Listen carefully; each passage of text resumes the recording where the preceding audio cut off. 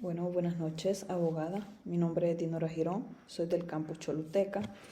Bueno, yo le voy a explicar un poco sobre lo que es el proceso de conclusión de tratados.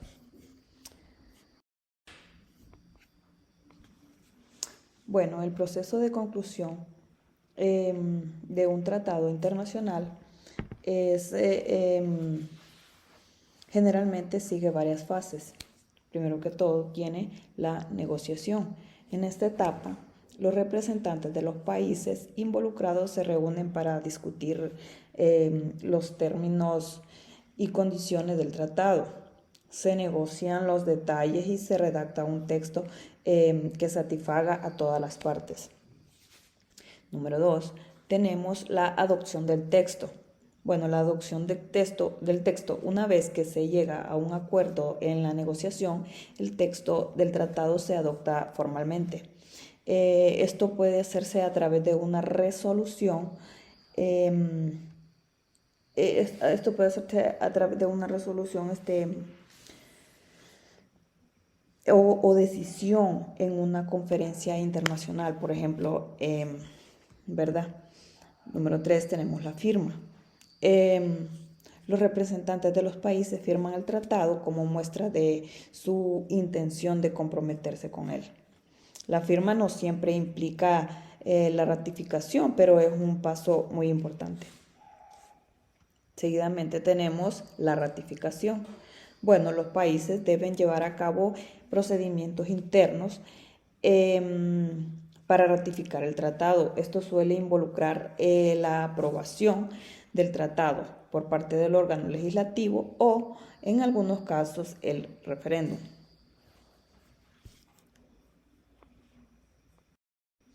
Luego tenemos la aprobación y depósito.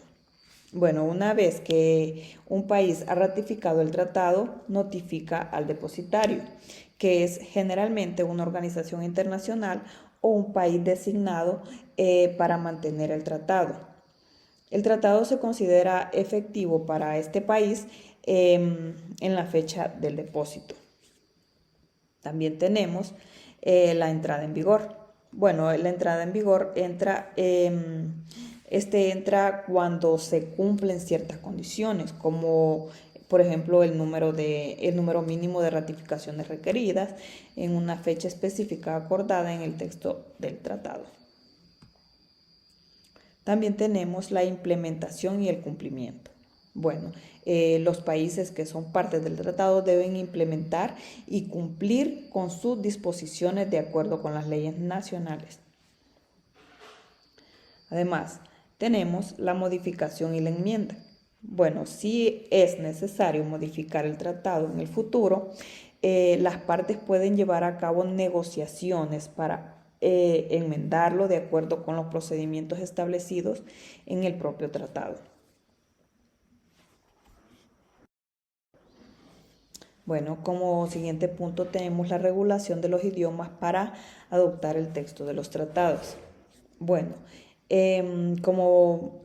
como bien podemos ver, la regulación de los idiomas para adoptar el texto de un tratado internacional puede variar según el tratado en cuestión y las prácticas de las organizaciones internacionales involucradas. Sin embargo, hay algunas pautas comunes en las cuales puedo mencionar las siguientes. Bueno, tenemos, por ejemplo, los idiomas oficiales.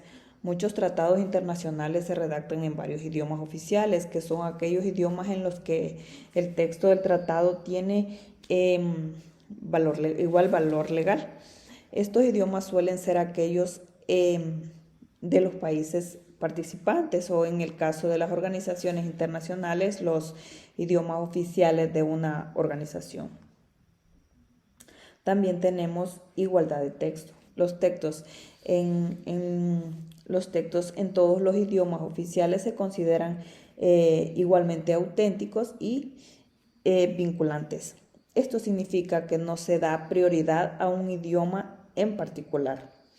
Y si hay alguna discrepancia entre las versiones en diferentes idiomas, se intenta llegar a un acuerdo sobre la interpretación. También tenemos el proceso de traducción y revisión. Bueno, antes de la adopción de un tratado se realiza un proceso de traducción y revisión minucioso para garantizar que los textos en diferentes idiomas sean coherentes y reflejen con precisión los acuerdos alcanzados. También tenemos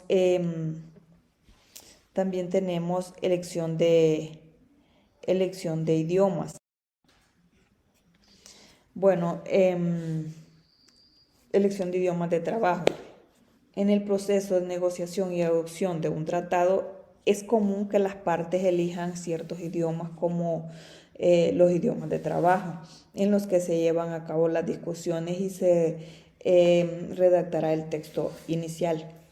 Estos idiomas de trabajo pueden ser diferentes en los idiomas oficiales finales. También tenemos disponibilidad de textos en otros idiomas. Bueno, aunque el texto oficial del tratado esté en idiomas oficiales, es común que se proporcionen versiones en otros idiomas para facilitar la comprensión y la discusión, ¿verdad? Bueno, seguidamente tenemos también la traducción y publicación. Bueno, después de la adopción, el tratado se traduce a los idiomas oficiales y se publica en esos idiomas. Estas versiones traducidas son las que se utilizan para la implementación y la divulgación.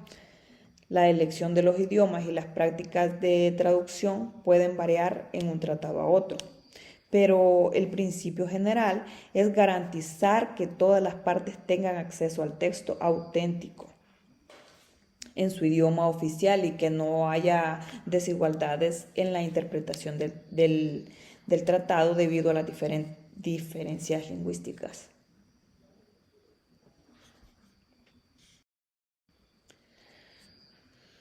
Bueno, también tenemos clases o tipos de firmas que se utilizan en un tratado. Bueno, como en la conclusión de un tratado internacional se utilizan diferentes tipos de firmas, dependiendo de las circunstancias y de las prácticas específicas de los países u organizaciones involucradas, ¿verdad? Algunos de los tipos de firmas son los siguientes. Tenemos la firma simple. En la mayoría de los casos, los representantes de los países que negocian el tratado firman el texto como muestra de su intención de someterlos a sus respectivos procesos de ratificación. La firma simple no obliga a cumplir el tratado, pero es un paso inicial en el proceso, es importante. También tenemos la firma al referéndum.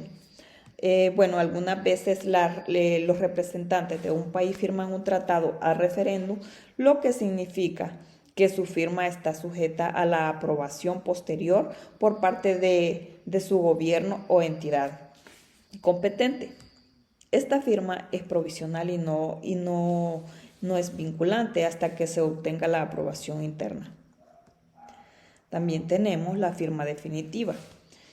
Cuando los representantes firman el tratado definitivamente, esto indica que el país se compromete a cumplir con el tratado sujeto a la ratificación. La firma definitiva se considera más vinculante que la firma simple. También tenemos la firma conjunta. La firma conjunta o múltiple. Bueno, en ocasiones varios representantes de diferentes países firman el tratado juntos en una ceremonia conjunta.